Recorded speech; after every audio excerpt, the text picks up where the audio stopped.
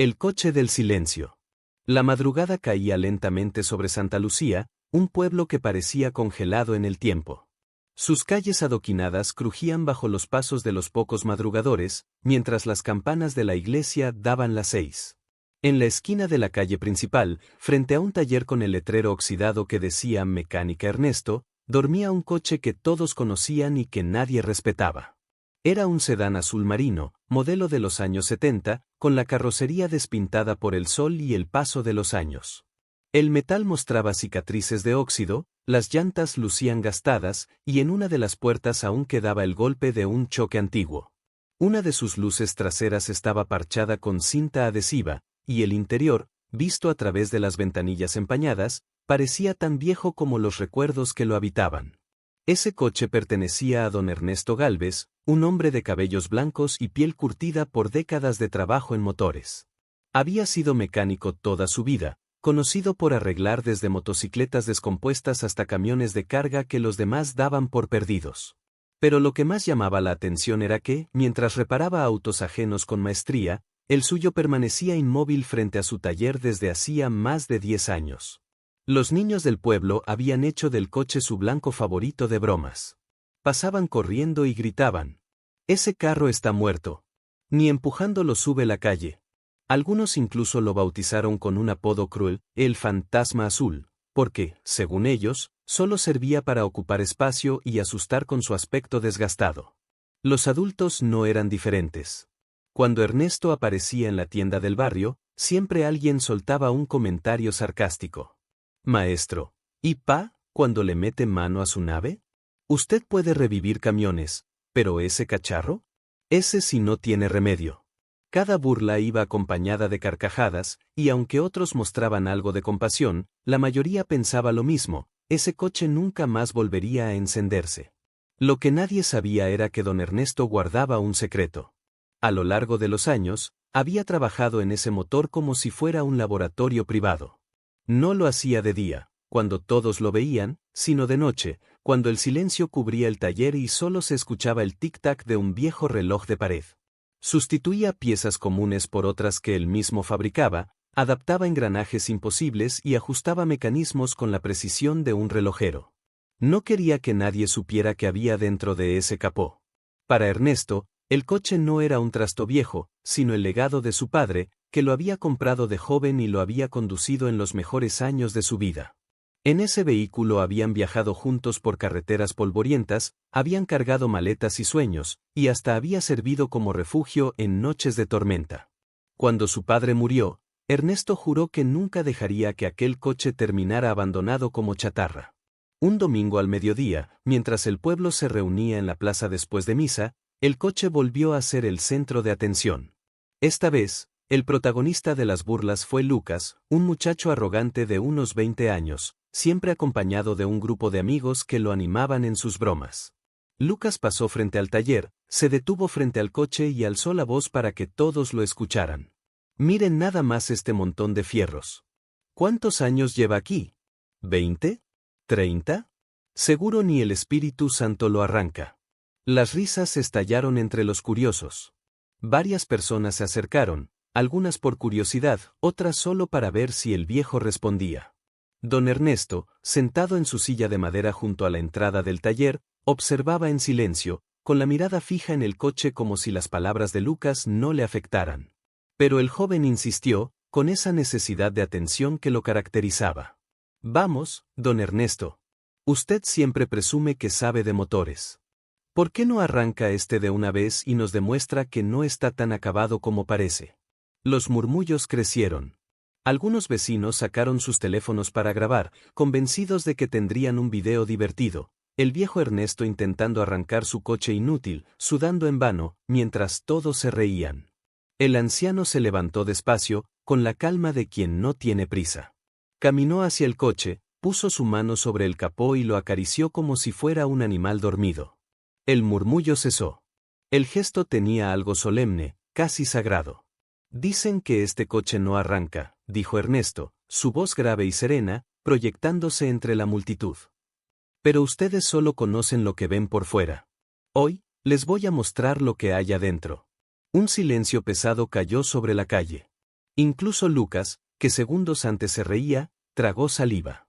Algo en el tono del anciano le hizo entender que lo que estaba a punto de suceder no sería un espectáculo ridículo, sino todo lo contrario. La multitud se arremolinó alrededor del coche. Algunos subieron a las banquetas para ver mejor. Otros estiraron el cuello, con el teléfono listo para grabar.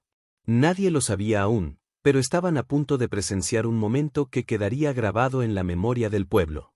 Ernesto respiró hondo, abrió la puerta del coche, que rechinó como si despertara de un largo sueño, y se sentó detrás del volante.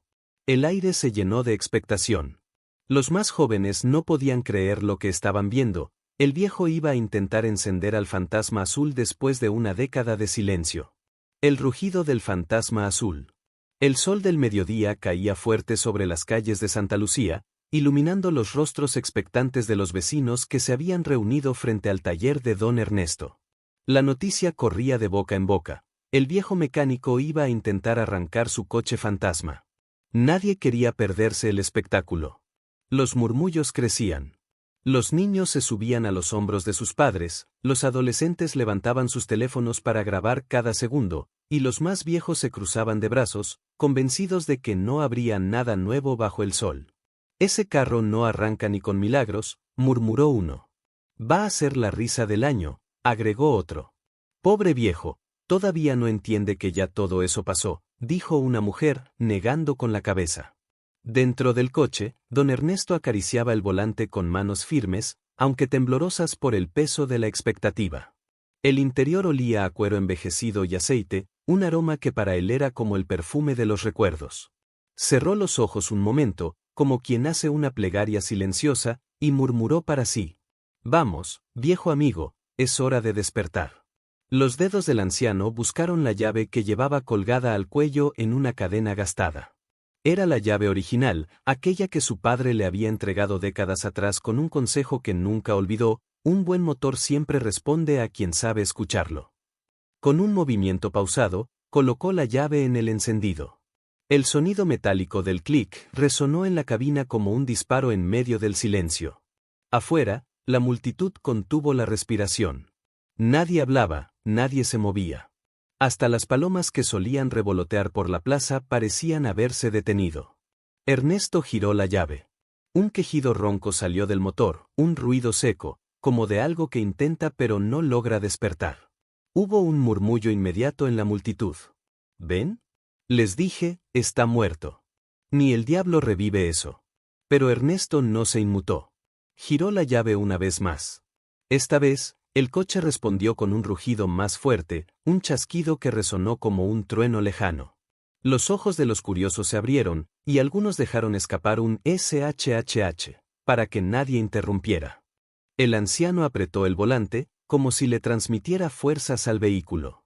Respiró profundo y giró la llave por tercera vez. Entonces ocurrió. El motor estalló con un rugido profundo y poderoso, como el de una bestia liberada de su jaula. El sonido rebotó en las paredes del taller, recorrió las calles del pueblo y se mezcló con un humo azul que salió disparado del escape, elevándose como una bandera de victoria. La multitud estalló en gritos de asombro. No puede ser. Arrancó. Ese carro arrancó. Después de tantos años. El joven Lucas, que había sido el primero en burlarse, abrió la boca incrédulo. Su sonrisa burlona se borró de inmediato, reemplazada por una mezcla de vergüenza y admiración. Pero lo más sorprendente aún no había llegado. El rugido del coche no era como el de cualquier motor viejo, era limpio, firme y casi melódico, como si Ernesto hubiera logrado algo más que una simple reparación. Había algo en ese sonido que imponía respeto, un ritmo metálico que parecía latir con vida propia. El anciano bajó la ventanilla, con voz grave, dijo: Este no es un coche cualquiera. No lo construyeron para lucir bonito en las calles. Fue hecho para resistir, para llevar a su conductor hasta donde nadie se atreve a llegar. Los murmullos crecieron, y algunos dieron un paso hacia atrás, como si sintieran que ese vehículo tenía un poder oculto. Con calma, Ernesto metió primera y soltó el embrague. El coche, que durante años había permanecido inmóvil como una estatua, avanzó suavemente sobre los adoquines. La multitud se abrió como un río que deja pasar a un barco majestuoso.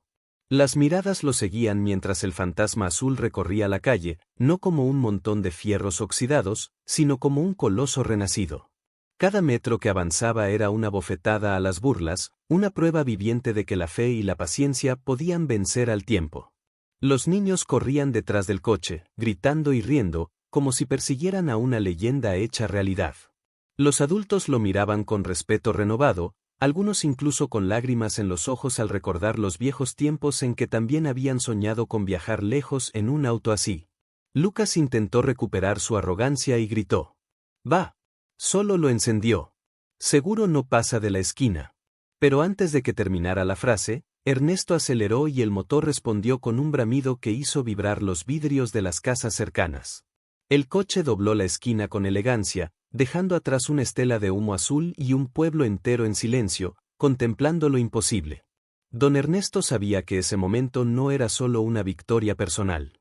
Era el comienzo de algo mucho más grande.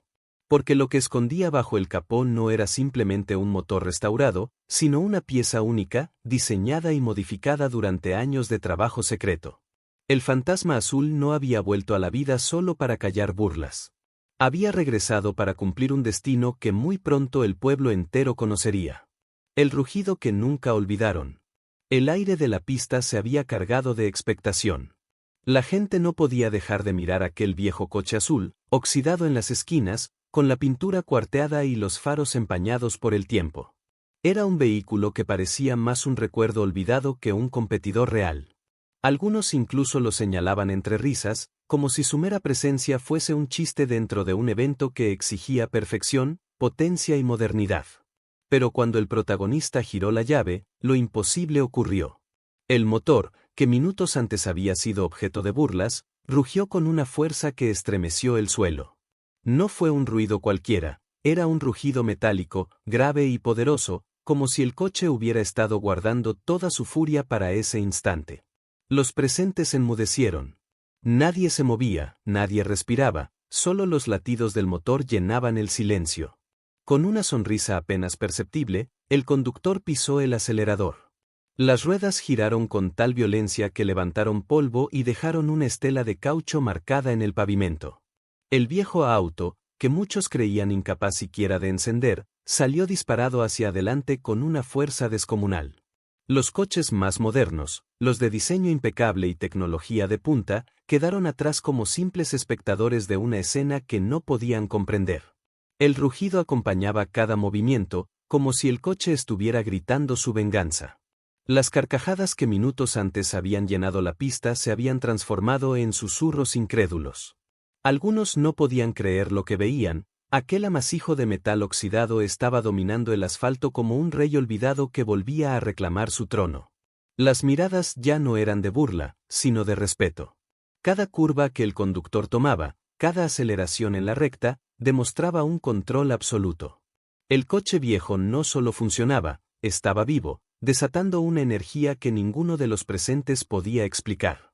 Y, mientras dejaba atrás a todos los competidores, lo que más dolía a quienes lo habían humillado era darse cuenta de que lo que estaban presenciando era irrepetible, un momento que quedaría grabado en la memoria de todos. Cuando cruzó la línea final, no hubo necesidad de aplausos. El silencio era el verdadero homenaje. Todos sabían que habían presenciado algo más que una carrera, habían visto cómo la fe, la paciencia y el coraje podían convertir lo imposible en realidad. El conductor apagó el motor lentamente, y el eco del último rugido se expandió como una despedida. Nadie se atrevió a acercarse, solo lo miraban, con la mezcla de respeto y asombro que se siente ante una leyenda. El coche, aquel pedazo de chatarra, se convirtió desde entonces en mito. Y todos los que estuvieron presentes supieron que jamás olvidarían la vez que un viejo motor les enseñó a no subestimar lo que parece acabado.